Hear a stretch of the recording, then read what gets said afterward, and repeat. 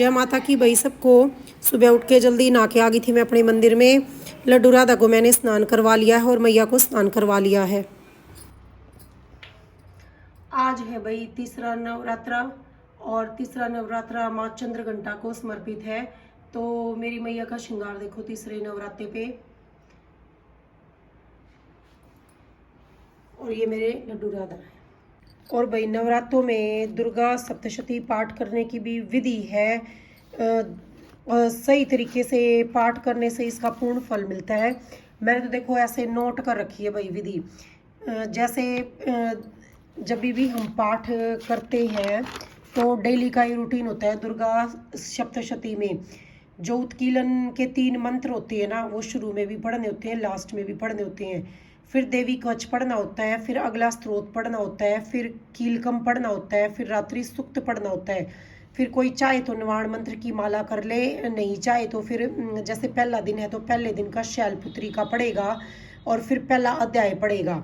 उसके बाद तंत्रोक्त देवी सूक्तम पढ़ेगा। उसके बाद क्षमा याचना करेगा, फिर आरती कर लेगा। हवन करना चाहे तो कोई हवन भी कर सकता है। और ये जो चीज़ें हैं ना, यहाँ तक रात्रि सूक्त तक ये डेली के डेली पढ़नी है। नंबर 1 से नंबर 5 तक डेली के डेली पढ़नी है। तंत्रोक्त देवी सूक्त भी रोज पढ़ना है, क्षमा याचना भी रोज करनी है। बस ये बीच में चेंज होगा। जैसे पहले दिन शैलपुत्री है और पहला अध्याय है, वैसे ही सिर्फ ये चेंज होगा। पहले नवरात्रे वाले दिन पहला अध्याय पढ़ा जाता है, दूसरे नवरात्रे वाले दिन दूसरा तीसरा दुर्गा सप्तशती का अध्याय पढ़ा जाता है, तीसरे नवरात्रे के दिन चौथा अध्याय पढ़ा जाता है, चौथे नवरात्रे के दिन 5वां 6वां 7वां 8वां पढ़ा जाता है, 5वें नवरात्रे के दिन 9वां 10वां पढ़ा जाता है, छठे नवरात्रे के दिन 11वां पढ़ा जाता है, 7वें नवरात्रे के दिन 12वां 13वां अध्याय पढ़ा जाता है। 7वें नवरात्रे तक हमें खत्म करनी होती है। और जिस दिन हमारा 7वां नवरात्रा होता है ना, उस दिन हमें लास्ट में जब हम दुर्गा सप्तशती खत्म करते हैं तो हमें 3 रहस्य भी पढ़ने होते हैं। प्रधानिक, वैकर्तिक और मूर्ति रहस्य। ये तीनों रहस्य भी सिर्फ 7वें दिन पढ़ने हैं, बाकी रोज नहीं पढ़ने।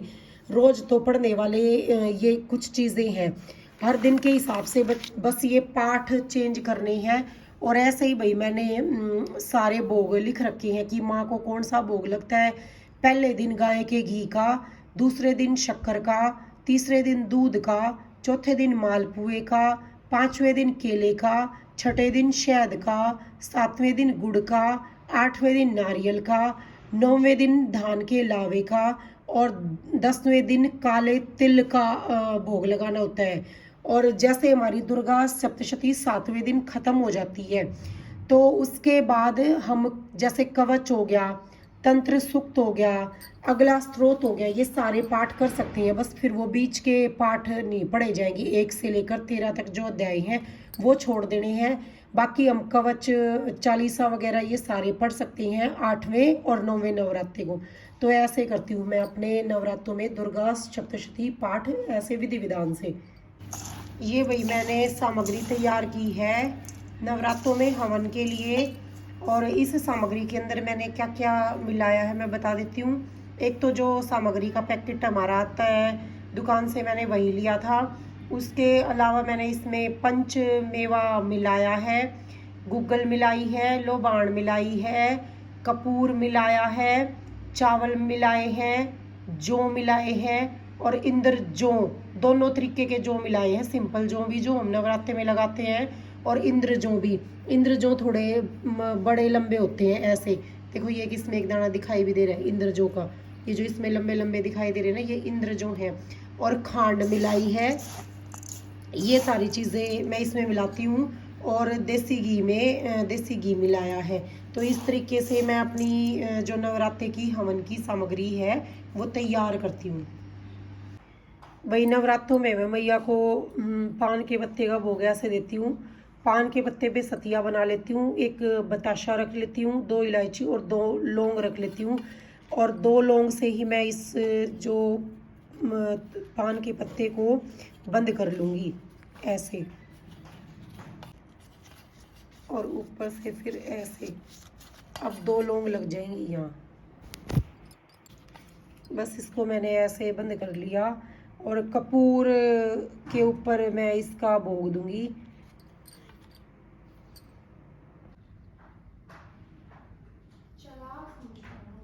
ऐसे भाई मैं इस पान के पत्ते का कपूर के ऊपर मैया को भोग समर्पित करती हूँ। सारे पाठ करने के बाद भाई फिर लास्ट में मैं आरती करती हूँ।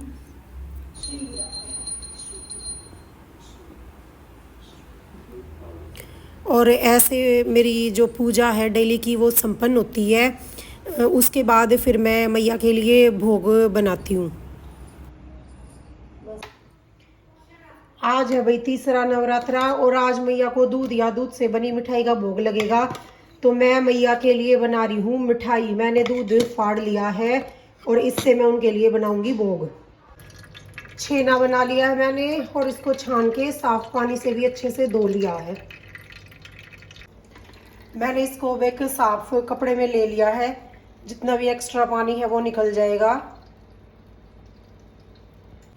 चाशनी के लिए पानी मैंने रख दिया और इसी के अंदर कुछ केसर के धागे डाल दिए हैं और 3 गिलास पानी लिया था मैंने और 1 कटोरी इसमें चीनी डाल दी, क्योंकि हमें चाशनी नहीं बनानी, सिर्फ पानी मीठा करना है। अब मैं बना रही हूँ स्पंज रसगुल्ले। अब ये जो मेरा छेना बना है इसका पानी बिल्कुल निकल चुका है। अब देखो बिल्कुल ये थोड़ा ड्राई ड्राई सा हो गया है। अब बस इसको मथना है। मथना इतना है इसको कि बिल्कुल ये चिकना हो जाए और इसमें से अपने आप घी निकले, घी दिखाई दे। मतलब ऐसे घी नहीं दिखाई देगा यूं कि ये चिकना हो जाए, ऐसा इतना मथना है ताकि जब हम इसकी गोल बोल बनाए तो इसमें क्रैक्स ना आए।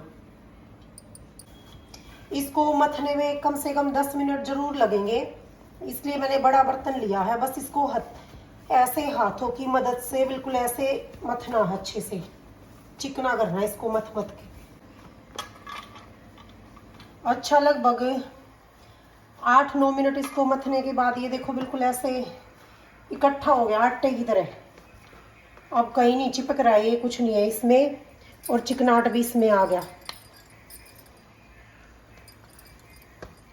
अब इसकी हम ऐसे छोटी गोलियां बना के देखेंगे, अगर इसमें क्रैक्स आएंगे तो थोड़ा सा और मथेंगे।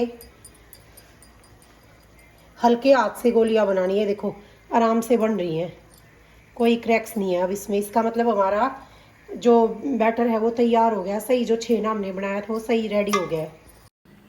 एक साथ हम पहले सारी बोल बना के रख लेंगे और बोल में कोई भी क्रैक्स नहीं होना चाहिए। देखो एक भी क्रैक्स नहीं है, कितनी साफ़ सुथरी बने हैं ये। इसके बाद फिर हम बाद में डालेंगे पानी के अंदर, तो इनको पहले बना लेंगे एक साथ। ये देखिए अब ये पानी जो मैंने चीनी डाल के बनाया था पूरा उबलने लगा है और केसर से इसमें नेचुरल येलो कलर आया। कोई फूड कलर यूज़ नहीं करूँगी क्योंकि मैं नवरात्रि के लिए भोग बना रही हूँ। जब ये हमारा पानी ऐसे उबलना लगे तो बहुत धीरे हल्के हाथ से हमें अपनी एक एक बोल इसमें डालते जाना है।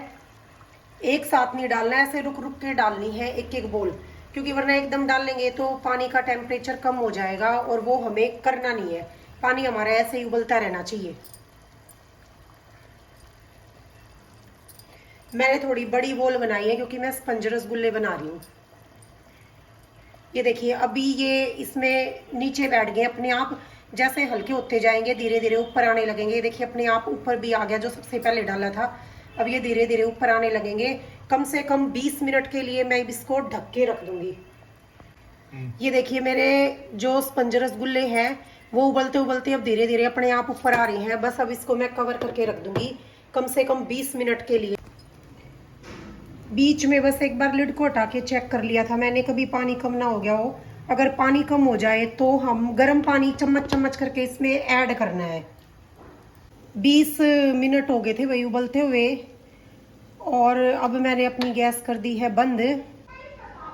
बस नॉर्मल टेम्परेचर होने तक इनको बाहर रखेंगे, फिर मैं फ्रिज में रख दूंगी ठंडा होने के लिए। इस तरह से भैया आज मैंने तीसरे नवरात्रे पर मैया रानी के लिए दूध से मिठाई बनाई है और इसका मैं भोग लगाऊंगी ठंडा होने के बाद। फिर भाई मैंने लड्डू राधा को खिलाया स्पंज रसगुल्ला और मैया को भी मैंने भोग लगाया स्पंज रसगुल्ले का। अपने हाथों से बना के माँ को खिलाने में जो सुख मिलता है ना भाई, इस सुख के आगे सारे सुख फीके हैं। तो आप भी अपने हाथों से बना के मैया रानी को भोग लगाइए। ये मेरी आज की वीडियो थी भाई, आपको पसंद आई तो लाइक शेयर करना। मिलते हैं नेक्स्ट वीडियो में।